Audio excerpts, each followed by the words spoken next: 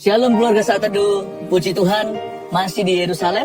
Saat ini kita berada di Garden of Getsemani atau Taman Getsemani dengan view yang luar biasa. Di belakang sana Anda lihat ada yang berkubah emas itu Dome of the Rock tentunya. Di dekat situ ada yang namanya Golden Gate atau gerbang emas. Nubuatan di perjanjian lama tentang akhir zaman jelas sekali mengatakan bahwa Mesias akan datang kembali melalui gerbang itu.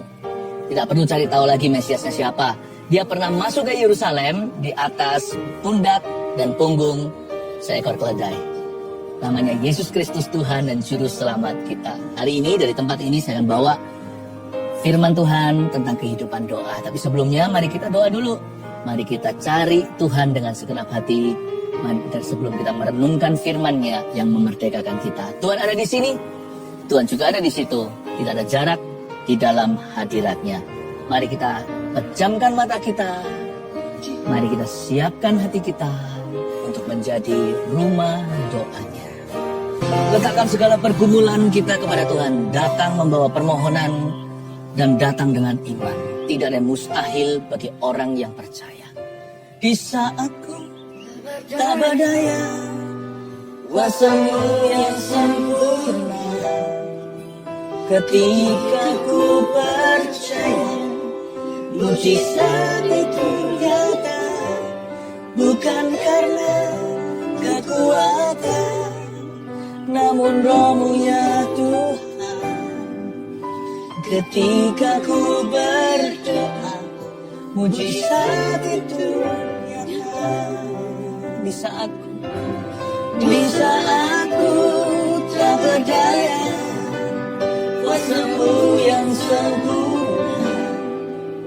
Ketika ku percaya, mujizat itu nyata, bukan karena kekuatan, namun Roh-Nya Tuhan. Ketika ku berdoa, mujizat itu nyata. Ketika ku berdoa, mujizat itu nyata. Ketika ku percaya, mujizat itu nyata. Tuhan Yesus, 2000 tahun lalu Engkau berdoa di sini bersaat teduh. Sekarang dalam hadirat-Mu, Tuhan yang bangkit, Yesus yang ada di mana-mana, ajari kami untuk doa kepada Bapa. Bantu kami ya Roh Kudus untuk membangun manusia roh kami dan hidup doa yang solid. Sehingga hati kami gampang percaya, bukan gampang ragu, bukan gampang bimbang. Bapa, mujizat-Mu pun akan terjadi sebab ada kuasa di dalam doa yang sungguh-sungguh hati. Berikan kepada hamba-Mu wahyu-wahyu baru untuk dibagikan kepada jemaat-Mu keluarga Saat Teduh. Sembunyikan hamba-Mu di balik salib-Mu agar manusia melihat dan memandang kepada Tuhan. Di dalam nama Yesus kami berdoa. Amin. Puji Tuhan. Sekali lagi, welcome yang barusan join. Sekarang kami berada di Getsemani. 2000 tahun lalu, Tuhan Yesus saat teduh di sini. Sering sekali datang kemari bersama murid-muridnya atau sendirian. Bahkan di sini ada salah satu pohon, kalau Anda lihat sekeliling sini, yang usianya 3000 tahun. Tempat Yesus mungkin saja bersandar di sana. Kita tidak mensakralkan sebuah tempat, tapi kita mau belajar bagaimana berdoa langsung dari the man of prayer, yaitu Yesus Kristus Mesias. Mari kita buka sama-sama firman Tuhan. Hari ini saya ambil dari cerita Getsemani di Matius 26, ayat 36 sampai 46, berikan judul Hidup Doa dan Manusia Roh yang Kuat. Sekali lagi, hidup doa dan manusia roh yang kuat. Di Getsemani ini, di tempat ini, bayangkan ya, kita sekarang sedang berada di tempat yang pernah diinjak oleh Yesus dan murid-muridnya. Tapi di sini ada sebuah kejadian yang unik. Waktu Yesus hendak disalibkan, di Getsemani ini, murid-murid Yesus tertidur malahan. Ingat ya ceritanya, Yesus membawa Petrus, Yohanes, Yakobus, mereka terlelap. Kalau kita nggak boleh ya, karena kita sudah kenal Tuhan dan kita sudah punya firman lengkap Kejadian sampai Wahyu. Mari kita sungguh-sungguh Kalau kita hari ini yang percaya kepada Tuhan Yesus harus bangun. Gak boleh tertidur rohaninya. Dan kita mesti ikut Yesus setiap hari hingga Tuhan datang kembali. Lewat Golden Gate itu nanti Mesias akan membuka pintu waktu dia datang lagi. Kita harus ikut Yesus berdoa. Jangan tertidur. Jangan terlelap. Tapi harus terjaga. Di Taman Getsemani ayat 36 saya bacakan. Maka sampailah Yesus bersama-sama murid-muridnya ke suatu tempat yang bernama Getsemani. Lalu ia berkata kepada murid-muridnya, duduklah di sini, sementara aku pergi ke sana untuk berdoa. Yesus itu manusia doa. Hari ini kita belajar membangun hidup doa. Dan biar firman ini ajari kita bagaimana membangun manusia roh yang kuat. Untuk membangun manusia roh yang kuat, kita harus punya satu tempat. Tempat yang tetap. Kalau kita tinggal di rumah kita, mari kita punya kebiasaan berdoa. Saya sih punya spot-spot khusus. Tidak ada yang holy dengan tempat itu, tetapi saya punya perjanjian dengan Tuhan. Di waktu yang tetap pula pagi hari, saya mesti ada di situ memanggil namanya dan memuji serta menyembahnya. Saya punya meja yang memang terbiasa Alkitab saya terbuka di sana waktu saya merenungkannya. Yesus tempatnya namanya Getsemani. Ke suatu tempat yang bernama Getsemani itu Yesus sering pergi. Dan Yesus panggil dan ajak murid-muridnya ke sana. Miliki waktu yang tetap. Begitu lebih gampang disiplinnya. Mau membangun manusia roh yang kuat, harus disiplin jasmaninya. Hidup doa itu gak akan sia-sia loh. Bukan hanya dirimu saja yang ditolong, orang lain juga akan ditolong Tuhan karena iman Anda. Kado terbesar yang bisa Anda berikan pada orang-orang sekeliling Anda adalah kerohanian. Buat apa seseorang memperoleh seluruh dunia, ya kan? Tapi orang yang paling berjasa di hidup kita adalah mereka yang menuntun kita kepada Tuhan. Karena sifatnya kekal, nilainya tak terhingga. Apapun yang bisa Anda berikan pada sesama, kalau itu hanyalah duniawi, itu hanya di dunia, nanti waktu mati nggak dibawa. Tapi kalau kita bisa menginspirasi orang lain, kerohanian kita membantu orang lain pula, itu sorga saja yang bisa menghitung hasilnya. Yesus berkata kepada murid-muridnya, duduk di sini ya, sementara aku pergi ke sana untuk berdoa. Yesus nggak memaksa mereka berdoa. Yesus ajak mereka, lalu Yesus pergi sedikit lebih jauh, masuk ke hadirat Bapa, sementara mereka menunggu di situ. Jangan paksa orang berdoa. Cara terbaik adalah kita sendiri yang berdoa, biar orang lain yang mencontoh teladan kita. Tapi alangkah baiknya kita belajar berdoa. Karena doa itu mengandung kuasa Allah. I know prayer changes things. Doa itu mengubah segala sesuatu dan segala perkara. Dan khususnya, yang pertama diubah oleh doa kita, bukanlah keadaan atau orang lain. Yang pertama kali diubah bukan kondisi dan situasi. Percaya nggak? Hal pertama yang diubahkan oleh doa kita adalah kita sendiri. Pendoanya yang diubahkan oleh Tuhan. Saya percaya kita semua perlu berubah ya. Makanya harus belajar berdoa. Ayat 37, dan ia, Yesus membawa Petrus dan kedua anak Zebedeus sertanya. Maka mulailah ia merasa sedih dan gentar. Ini juga berarti kalau kita lagi sedih atau gentar atau takut akan sesuatu hal, solusi pertama itu harus doa. Jangan lari dari hadirat Allah atau bersandar pada kekuatan sendiri. Doa itu sambungan nafas kita dengan sorga. Tuhan hanya sejauh doa. Kalau kita lagi sedih atau gentar, masuklah dalam hadirat Allah secara sengaja. Tutup pintu di belakangmu. Jangan keluar cepat-cepat atau lekas-lekas sampai Anda berjumpa dengan Tuhan, sampai Tuhan berbicara ke dalam hidupmu. Ya. Ketika Anda dapat firman, Anda boleh keluar dari ruang doa Anda bisa hadapi kehidupan. Tetapi kadang-kadang sebaliknya, waktu kita berdoa, kita merasakan sedih dan gentar. Jangan pernah merasa doa itu selalu nyaman. Kadang-kadang waktu kita doa itu kita diperhadapkan dengan peperangan rohani. Yesus dalam hal ini mengalami pergumulan jiwa yang mendalam karena Yesus sebentar lagi akan dipakukan di atas kayu salib. Yang Yesus takuti bukanlah pakunya atau penyiksaannya. Yang Yesus takutkan waktu itu adalah Eloi, Eloi lama sabachthani. Teriakan dari paru-paru Yesus yang seruannya begini, Allahku, Allahku, mengapa engkau meninggalkan aku? Tidak jauh dari sini, yaitu di Golgota atau Kalvari. Yang Yesus ingin hindari itu adalah perpisahan dengan Bapa gara-gara dosa kita.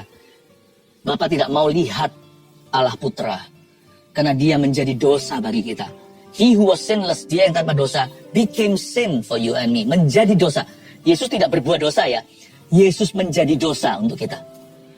Jadi seolah-olah, Bapak nek gitu, muak melihat Allah Putra. Karena Yesus bukan berlumuran darah. Darah itu penebusan. Yesus berlumuran darah karena dosa kita. Nggak mau lihat karena dia menjadi pengorbanan dosa. Menjadi kurban bagi umat manusia. Itu yang Yesus ingin hindari. Sehingga nanti dia berkata, kalau bisa lewatkan cawan ini. Kadang waktu kita masuk hadirat Tuhan ya, kita merasakan beban. Kita merasakan beban untuk orang lain. Kita bisa menangis loh, tapi untuk orang lain. Tapi juga seringkali kita menangis untuk diri sendiri. Pokoknya waktu kita masuk dalam doa, jangan takut hadapi peperangan rohani. Sebab kita pasti menang, karena kita bersama dengan Tuhan. Doa itu sama dengan, bukan pejamkan mata, lipat tangan. Doa itu artinya berseru dan merapat kepada Tuhan. Ya pasti Tuhan beserta kita. Ayat 38. Lalu kata Yesus kepada mereka, hatiku sangat sedih, seperti mau mati rasanya. Tinggallah di sini dan berjaga-jagalah dengan aku. Tinggallah di sini, berjaga-jagalah dengan aku. Yesus loh, anak Allah. Butuh orang lain apalagi kita. Ada jenis-jenis doa. Doa saat teduh pribadi. Ada yang saat teduh begini, yaitu saat teduh bersama. Kita membutuhkan semua jenis doa itu untuk membangun manusia roh kita. Kita butuh orang lain juga loh untuk berdoa. Ada kalanya saya mendoakan orang lain. Tapi akan datang saatnya saya didoakan oleh orang lain. Atau saya berdoa bersama-sama dengan mereka. Praying for someone. Tapi juga bisa praying with someone. Berdoa dengan seseorang. Yesus berdoa dengan seseorang. Dia berkata, kamu di sini aja ya. Berjaga-jaga dengan aku. Anak Allah berkata, jagai aku. Sambil aku menjagamu. Tapi ujungnya di Getseman ini lucu. Sama sekali murid-murid gak jaga Yesus. Tertidur pulas. Mereka gak bisa bantu angkat beban Tuhan. Karena memang Tuhan harus sendirian. Tapi malahan Tuhan yang dinabobokkan. Kalau Anda tahu ceritanya 3 kali Yesus kembali. Kelihatan mereka terlelap. Yesus berkata, ya sudahlah kamu bobok sana. Tapi kalau kita kan berbeda. Kita perlu untuk berdoa with someone. Carilah partner doa. Jangan jadi Kristen-Kristenan. Jangan hanya ikut gereja, jemaat-jemaatan. Banyak loh orang Kristen yang cuma ke gereja tapi gak mau dalam kerohanian. Buat apa sih? Kalau nggak gitu duniawi aja sekalian. Ngapain setengah jalan? Kalau saya jadi anak Tuhan, saya bergereja, saya mau sungguhan. Kalau saya mau investasi hidup, saya go for 24 karat. Langsung pada logam mulia, tidak mau yang campuran.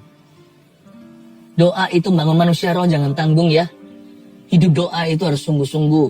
Dan untuk sungguh-sungguh kita perlu orang lain juga. Makanya setan seringkali bekerja begini. Ketika seseorang mau membangun kerohaniannya, terjadi gesekan. Lalu dia kecewa sama orang itu, malahan kecewa sama Tuhan. Lalu dia meninggalkan persekutuan saudara seiman. Lalu dia semakin menjauh dari Kristus. Lalu hilang dalam keduniawian. Disitulah setan gampang terkam. Singa itu kalau melihat ada satu hewan yang dia jadikan mangsa, kalau dia keluar dari kawanan, apalagi dia terluka, lalu dia di barisan paling belakang diterkam. Kita butuh orang lain untuk covering. Puji Tuhan. Kalau belum bergereja ya, segera. Kalau Anda tidak bisa menemukan gereja Mawar Sharon dengan senang hati, karena kami sudah dilatih untuk cinta jiwa-jiwa. Just contact us, we'll be your family. Ayat yang ke-39, maka ia maju sedikit, Yesus maju sedikit, lalu sujud dan berdoa katanya, ya Bapakku, jikalau sekiranya mungkin, biarlah cawan ini lalu daripadaku, tetapi janganlah seperti yang ku kehendaki, melainkan seperti yang engkau kehendaki. Jesus was a true leader, pemimpin yang sejati. Ia maju sedikit, lalu sujud dan berdoa. Sebelum kita suruh orang lain berdoa, kita doakan mereka dulu dalam doa pribadi kita. Banyak orang kan hanya bisa suruh-suruh. Ayo sana kamu ikut Yesus, ayo kamu yang sungguh-sungguh. Misalnya papa mamanya nggak sungguh-sungguh, tapi kepingin anaknya nggak rusak.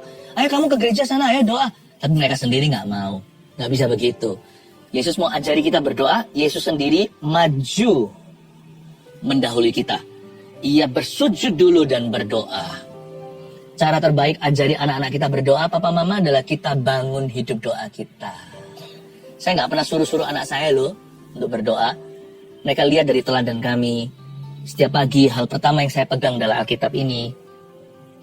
Ya, saya tidak pernah paksa-paksa mereka saat teduh. Karena itu belajar seperti Yesus.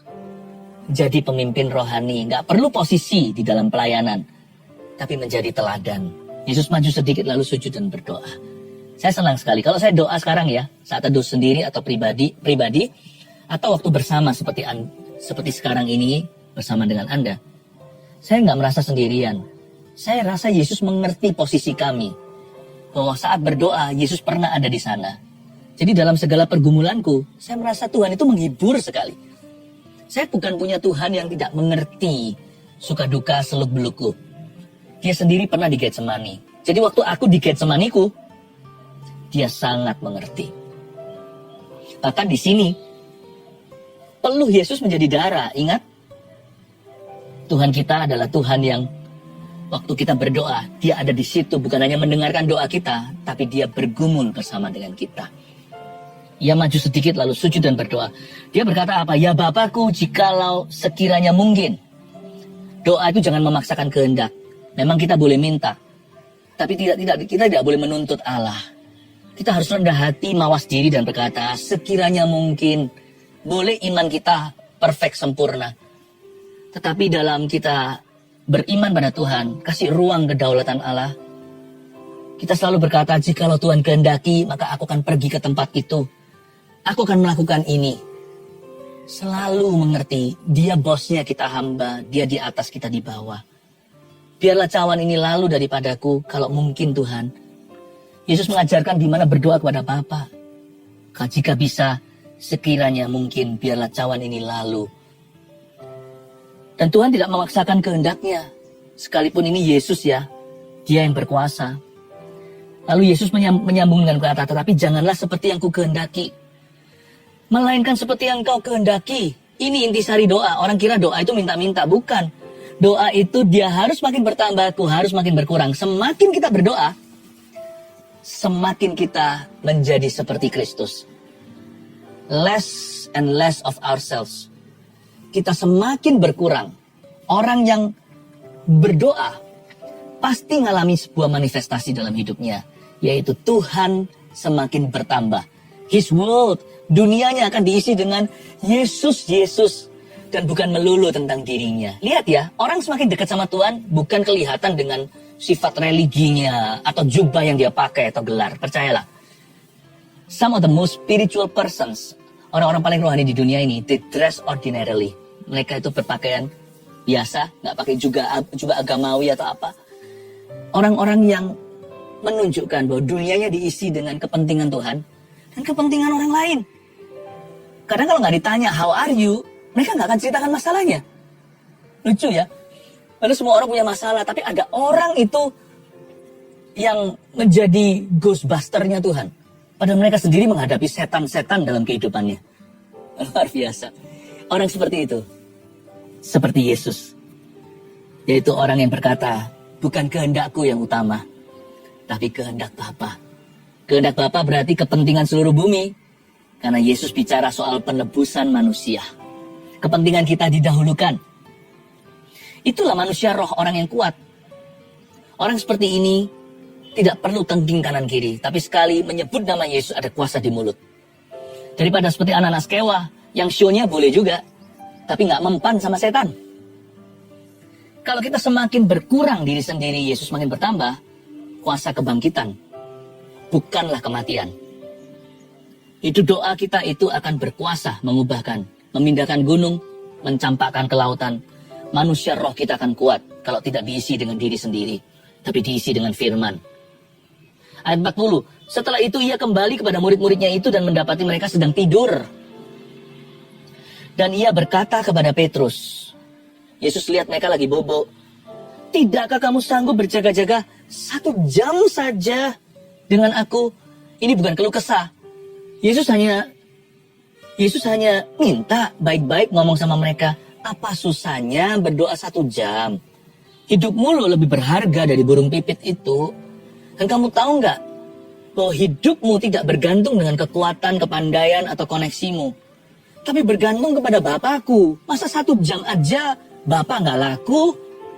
Padahal loh, penentuan daripada semua keberhasilanmu itu bukan terletak di 23 jam sisanya. Di mana sebagian itu dipakai untuk tidur, makan. 24 jammu itu bergantung 1 jammu. Karena jikalau bukan Tuhan yang membuka pintu, siapa bisa membukanya? Jikalau Tuhan merendahkan, siapa bisa meninggikan? Jikalau Tuhan yang mengangkat, siapa bisa menjatuhkan? Kalau Allah di pihak kita, siapa lawan kita? Itu semua adalah janji yang kita terima di dalam doa. Itu semua adalah kuasa doa. Yesus berkata, guys, come on lah. Masa 1 jam saja nggak bisa? Bubuk bisa nanti, you can catch your sleep later. Nanti waktu aku disalib, kamu tidurlah. Tapi ya sudahlah, namanya manusia. Ayat 41, berjaga-jagalah dan berdoalah, supaya kamu jangan jatuh ke dalam pencobaan. Roh memang penurut, tetapi daging lemah. Yesus berkata, karena kurang doa, kurang kuasa. Tidak heran nanti 1 jam di courting atau tiada, nanti 23 jamnya semuanya hanyalah jatuh bangun dalam dosa. Salah, ketabrak sana, ketabrak sini, nabrak tembok, baru belajar. You always have to learn the hard way. Harus selalu belajar dengan cara yang susah. Tidak pernah kan mau belajar dengan cara gampang, yaitu langsung dari Tuhan. Yesus berkata, roh itu penurut, daging itu lemah. Kalau doa itu yang cuan bukan Tuhan. Kalau doa itu yang beruntung adalah kita. Tuhan nggak untung apa-apa. Doa itu Tuhan selalu give dalam doa kita. Tetapi kita dalam doa itu kita yang receive, kita yang menerima. Tahu nggak? Tanpa doa hidup kita dalam bahaya. Dibutuhkan hanya 1 kali kebodohan aja. Dibutuhkan 1 lalat mati untuk bisa mengkamiri seluruh urapan. Bayangkan, 1 kebodohan itu bisa dijaga kalau kita berdoa. Karena orang yang berdoa, slow berdosa. Atau tidak akan bahkan. Tapi orang yang gak berdoa, akan gegabah. Ayat 42, lalu ia pergi untuk kedua kalinya dan berdoa katanya. Yesus kedua kali lagi pergi. Ya Bapakku, jikalau cawan ini tidak mungkin lalu, kecuali apabila aku meminumnya, jadilah kehendak-Mu. Dan ketika ia kembali pula, ia mendapati mereka sedang tidur, sebab mata mereka sudah berat. Ia membiarkan mereka di situ, lalu pergi dan berdoa untuk ketiga kalinya. Dan mengucapkan doa yang itu juga. Berhenti di sana. Kenapa Yesus yang mengajarkan pada muridnya, kalau berdoa jangan bertele-tele seperti orang Farisi, nggak perlu panjang-panjang seperti ahli Taurat. Mereka kira dengan panjangnya kalimat, atau dengan bobot kata-kata fasilida doa mereka dijawab. Tapi Yesus di sini 3 kali loh mendoakan hal yang sama. Gimana nih? Gimana rasionalnya, logikanya? Yesus meskipun berdoanya 3 kali kalau Anda baca, straight to the point. Doa Yesus bukanlah performa, apalagi murid-muridnya tertidur semua, tiada orang yang mendengarkan. Tapi Yesus mengucapkan berkali-kali doa itu, menunjukkan bahwa doa itu harus tekun. Kalau membangun manusia roh yang kuat itu harus sabar. Hidup doa nggak bisa dibangun dalam sehari semalam. Dan kalau kita bergumul dengan sesuatu, nggak apa-apa, kita doakan itu dan itu lagi, it's okay. Mengapa? Karena doa tidak boleh jemu. Tapi setiap kali berdoa bukan berarti kita doa yang lalu kurang percaya. Setiap kali berdoa itu lock in. Tolong dikunci imannya dan berkata, Tuhan terima kasih aku telah menerimanya. Jangan setelah doa ragu. Tapi setiap kali doa semakin kuat imanmu. Saya kalau mendoakan orang sakit, kadang-kadang sekali Tuhan sembuhkan secara instan. Tapi jika tidak, saya nggak gampang menyerah. Saya doa lagi. Saya tetap beriman. Saya doa lagi. Bahkan pernah sekali satu insiden, bukan karena Yesus kurang kuasa, tapi Yesus sengaja untuk memberi kita ilustrasi supaya kita jangan gampang menyerah kalau doa belum dijawab sama Bapa. Ingat ya, sekali Yesus mencelikan mata orang buta. Baru dicelikan yang pertama, dari buta sama sekali nih. Buta dari lahir mungkin. Dia nggak bisa melihat sama sekali. Gelap gulita. Setelah didoakan, setelah ditumpang tangan, dia bisa melihat manusia berjalan seperti pohon remang-remang. Lalu Yesus sekali lagi, baru orang itu melihat totalitas. Melihat secara jelas. Kenapa sih Tuhan 2 kali? Apakah kurang ampuh? Jangan main-main loh ya. Mencelikan orang buta dari lahir itu nggak bisa pakai progresif apa-apa. Itu bukan proses manusia. Kalau bisa celik aja, lihat buram aja, itu sudah mujizat tak terhingga. Karena sudah rusak, itu mujizat penciptaan. Itu equipmentnya nggak ada di mata. Kalau sembuh kan bisa diobati. Kalau ini nggak ada gimana? Tapi Tuhan kenapa 2 kali begitu dalam cerita Injil tersebut, cerita mujizat? Mungkin Tuhan mau kasih kita sebuah perumpamaan. Kalian jangan gampang give up. Yesus datang 3 kali, berturut-turut mendoakan hal itu lagi dan lagi. Berarti doa tidak boleh nyerah, doa tidak boleh jemu. It's okay mendoakan hal yang sama, terus-menerus, asal diakhiri dengan dalam nama Yesus, amin, aku percaya. Di saat ku percaya, kuasamu tak terhingga. Oh haleluya. Ayat berikutnya di ayat 45. Sesudah itu ia datang kepada murid-muridnya dan berkata kepada mereka, tidurlah sekarang dan istirahatlah. Lihat, saatnya sudah tiba bahwa anak manusia diserahkan ke tangan orang-orang berdosa.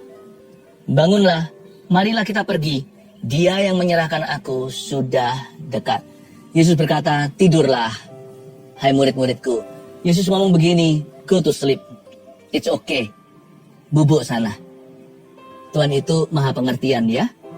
Jikalau Tuhan dalam kehidupan doa kita sendirian yang berdoa di rumah, jangan kepahitan. Kalau kita dulu yang rohani, yang lainnya belum mau, nggak apa-apa. Karena doa itu bukan mengajak manusia. Doa itu masuk hadirat Allah sendirian. Makanya itu, kalau kita bersama dengan Tuhan, kita adalah mayoritas di mana-mana. Yesus hari itu berkata, ya sudah nggak apa-apa, anak-anakku, murid-muridku, tidurlah. Tidurlah dengan nyanyi, God's peace be with you. Saya bisa merasakan keintiman anak Allah dengan Allah Bapa. Doa itu keintiman keluarga Saat Teduh, keintiman kita dengan Yesus Kristus. Hidup doa dan manusia roh yang kuat, 3 poin sederhana saya berikan, mohon dicatat. Nomor 1, dari cerita yang tadi kita telusuri ayat per ayat. Dari Getsemani, pewahyuan baru. Number 1, sisihkan 1 jam tetap setiap hari untuk saat teduh pribadi. Saya ulangi, mari kita buat komitmen dari pengajaran ini. Perintah Tuhan dan teladan dari Getsemani. Sisihkan 1 jam tetap setiap hari untuk saat teduh pribadi. Bisa?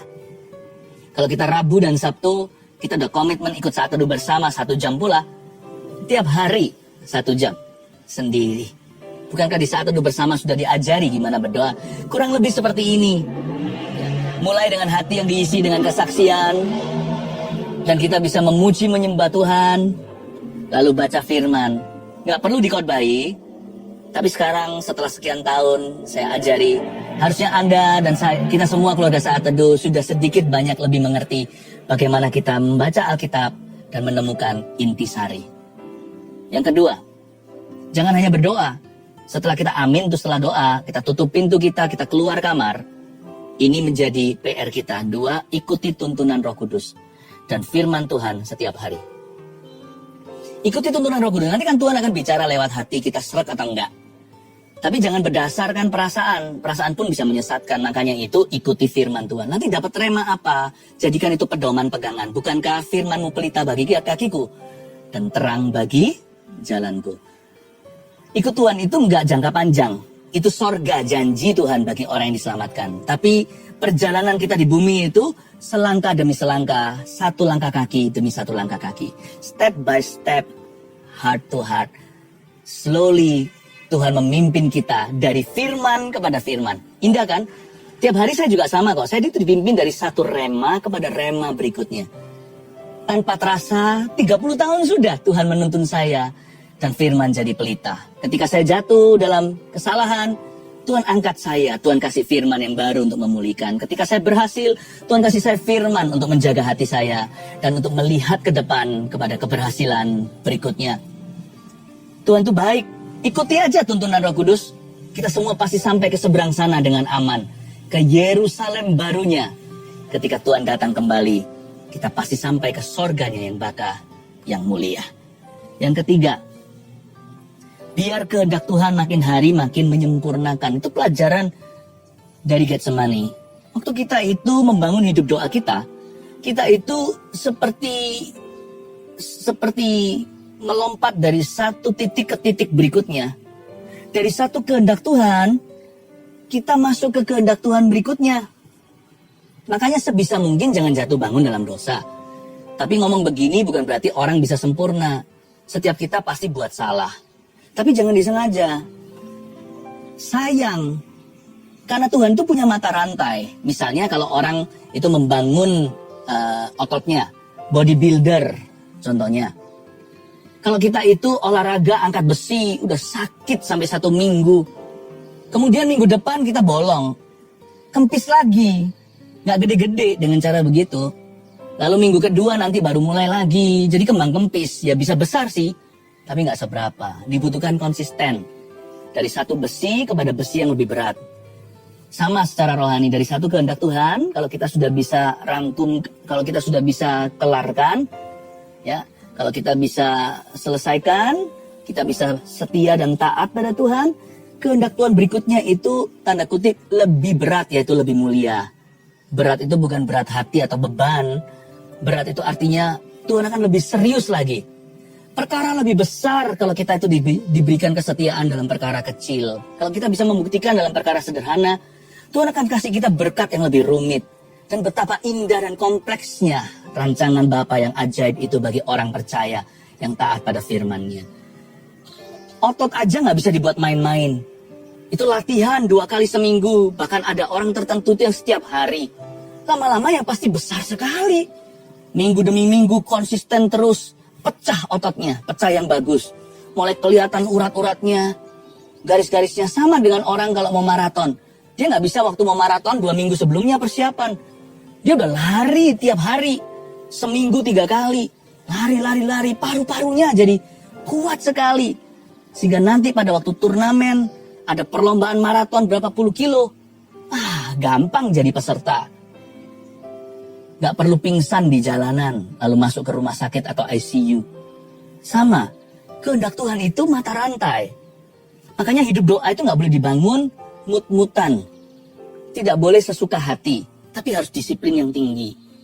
Manusia roh itu nggak bisa kuat, lemah, kuat, lemah, kuat, lemah. Dia dibangun terus. Saya ngerti kadang-kadang kita salah. Sekali lagi saya ulangi, manusia masih jatuh bangun. Kalau jatuh, cepet bangun. Jangan tunggu jatuh 3 kali. Jangan tunggu jatuh 4 kali. Ya, kalau Anda jatuh sekali, cepet bangun sebelum jatuh berikutnya. Jatuh sekali lebih baik daripada jatuh 2 kali. Jatuh 3 kali lebih baik dari 4 kali. Jatuh 7 kali lebih baik dari 8 sampai 10 kali. Pokoknya bangun segera. Bangkit ayo. Jangan tetap terlelap. Janganlah tergeletak sebab Tuhan menopang tanganmu. Hidup doa itu dibangun terus dalam ketaatan. Dan taat itu harus terus menerus. Orang yang doa berujung taat. Orang yang taat teruskan. Manusia roh Anda akan semakin kuat. Dan pemakaian Tuhan akan semakin menjadi-jadi. Anda kan kaget ya. Akumulasinya, multiplikasi itu terjadi dalam urapan. Bukan dipakai Tuhan lalu ditambahkan. Enggak, dikalikan. Kalau Anda menoleh aja tahun depan, lihat ke belakang. Wow, pemakaian Tuhan jadi dahsyat. Kalau Anda terus taat. Ada titik-titik tidak sempurna, nggak apa-apa. Asal kita itu bandel maju ke depan. Bangkit lagi. Orang yang niat taat. Orang itu akan disempurnakan dalam urapan. Biar kehendak Tuhan makin hari makin menyempurnakanmu. Lewat hidup doa. Keluar dari ruang saat teduh. Anda semakin taat. Dan manusia roh ada kuat. Pemakaian Tuhan mulai jalan. Anda mulai melihat perkara-perkara Allah terjadi di sekelilingmu. Dimulai dari perkara-perkara Roh Kudus di dalam dirimu. Ketika Anda berdoa dan mencari wajahnya konsisten every day. Hidup doa dan manusia roh yang kuat. 1, 2, 3. Pertama, sisihkan 1 jam tetap setiap hari untuk saat teduh pribadi. 2, ikuti tuntunan Roh Kudus dan firman Tuhan setiap hari. 3, biar kehendak Tuhan makin hari makin menyempurnakan. Mari kita masuk sekali lagi ke dalam hadirat yang suci, lebih dalam lagi. Haleluya, haleluya. Yang sakit segera letakkan tanganmu di bagian yang sakit. Mari kita berdoa, Tuhan Yesus sembuhkan. Angkat sakit penyakit itu di dalam nama Yesus Kristus.